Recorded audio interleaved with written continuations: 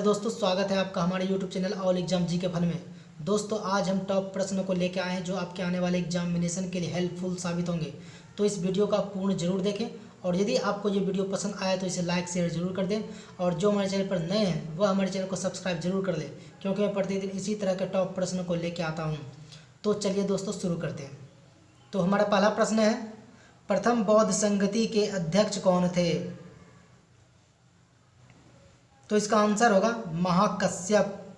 अब बात प्रथम बौद्ध संगति की आई है तो मैं इससे संबंधित कुछ पॉइंट्स बता दूं कि प्रथम बौद्ध संगति 483 ईसा वर्ष पूर्व में हुआ था और प्रथम बौद्ध संगति राजगृह में हुआ था और प्रथम बौद्ध संगति अजातशत्रु के शासन काल में हुआ था।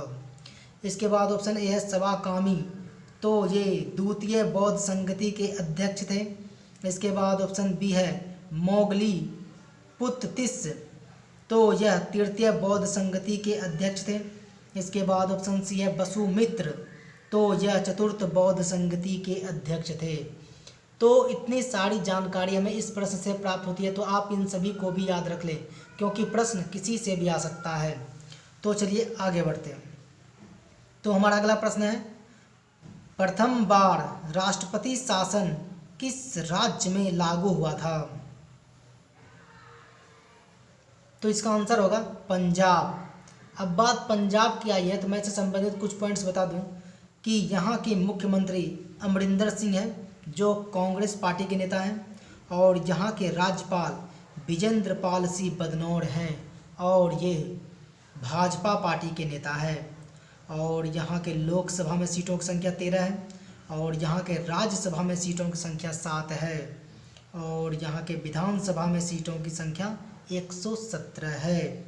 और भी मैं कुछ पॉइंट्स बता दूं कि पंजाब के अमृतसर में 13 अप्रैल 1919 को जालियांवाला बाग हत्याकांड हुआ था और यहीं पे स्वर्ण मंदिर भी है। तो इतनी सारी जानकारी हमें इस प्रश्न से प्राप्त होती है। तो दोस्तों, यदि आपको हमारा वीडियो पसंद आ रहा है तो इसे लाइक शेयर जरूर कर दें और जो हमारे चैनल पर नए हैं वह हमारे चैनल को सब्सक्राइब करके बेल आइकन को प्रेस जरूर कर दें। दोस्तों, यदि आप हमें लाइक कमेंट करते हैं तो मुझे मोटिवेशन मिलता है और मैं आपके लिए बेस्ट प्रश्न को प्रतिदिन लेके आ सकूं। तो चलिए आगे बढ़ते हैं। तो हमारा अगला प्रश्न है, झंडा दिवस सशस्त्र बलों का कब मनाया जाता है?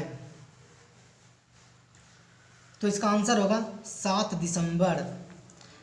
अब मैं इससे संबंधित कुछ पॉइंट्स बता दूं कि इसके ऑप्शन ए में है 28 दिसंबर, तो इस दिन CRPF का स्थापना दिवस मनाया जाता है।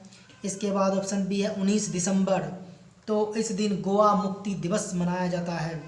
इसके बाद ऑप्शन डी है 4 दिसंबर, तो इस दिन नौसेना दिवस मनाया जाता है। तो आप इन सभी को भी याद रख लें क्योंकि प्रश्न किसी से भी आ सकता है।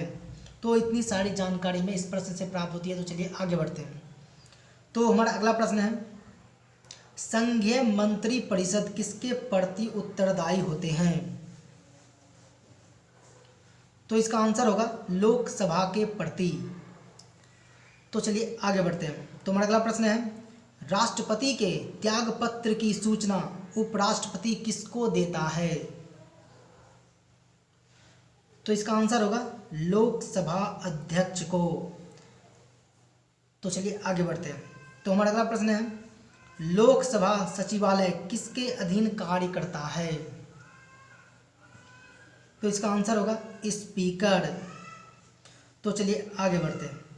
तो हमारा अगला प्रश्न है, उच्च न्यायालय का मुख्य न्यायाधीश कौन नियुक्त करता है?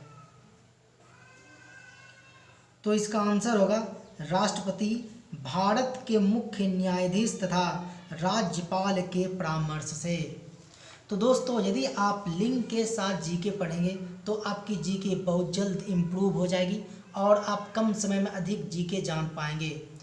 तो आप लिंक के साथ जीके जरूर पढ़ें। तो चलिए आगे बढ़ते हैं। तो हमारा अगला प्रश्न है, किस अनुच्छेद के तहत राज्यपाल शपथ ग्रहण करता है? तो इसका आंसर होगा अनुच्छेद 159।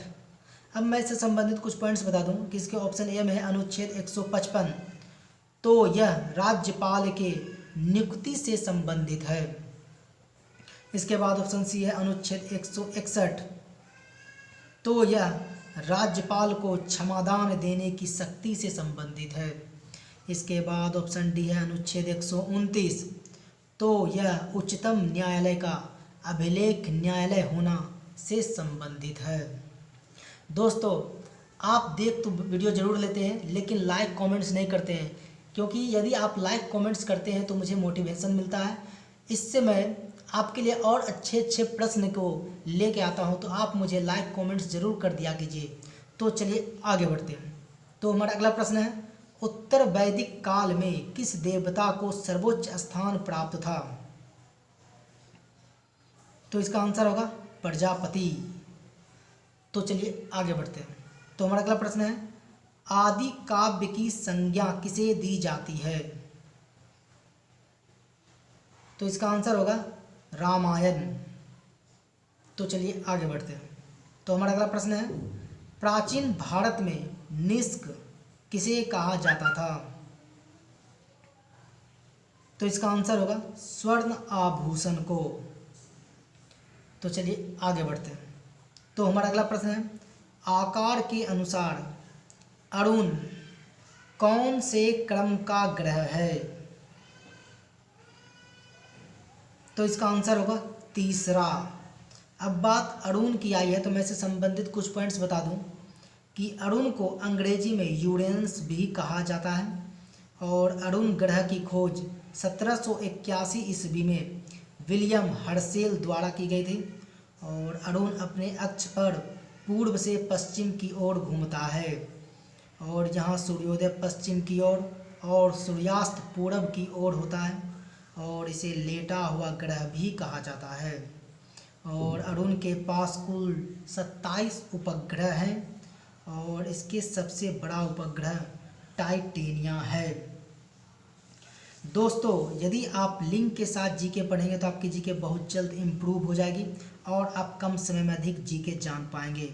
इसके साथ ही दोस्तों, आप मुझे फेसबुक, ट्विटर एंड इंस्टाग्राम पे भी फॉलो कर सकते हैं, जिसका लिंक मैंने वीडियो के डिस्क्रिप्शन में डाल दिया हूँ, तो आप मुझे वहाँ जाके फॉलो कर लीजिए। तो चलिए आगे बढ़ते हैं। तो हमारा अगला प्रश्न है, ईवीएम का प्रयोग करके पूरा चुनाव कराने वाला प्रथम राज्य कौन था? तो इसका आंसर होगा गोवा।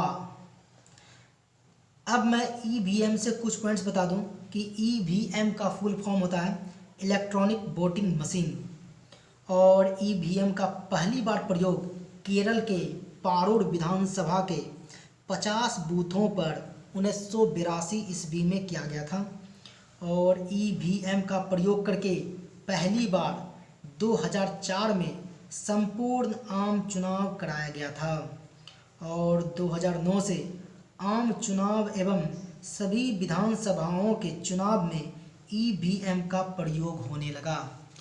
तो इस प्रश्न से हमें इतनी सारी जानकारी प्राप्त होती है, तो आप इन सभी को भी याद रख लें क्योंकि प्रश्न किसी से भी आ सकता है। तो दोस्तों, आज हम लोगों ने इतने सारे प्रश्नों के विषय में जानकारी प्राप्त किए हैं।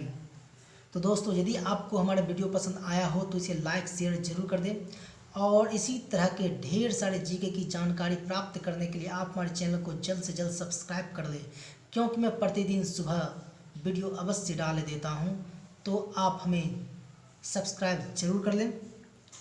तो इस वीडियो में फ़िलहाल इतना ही, मिलते हैं अगले वीडियो में, तब तक के लिए गुड बाय, आपका दिन शुभ हो।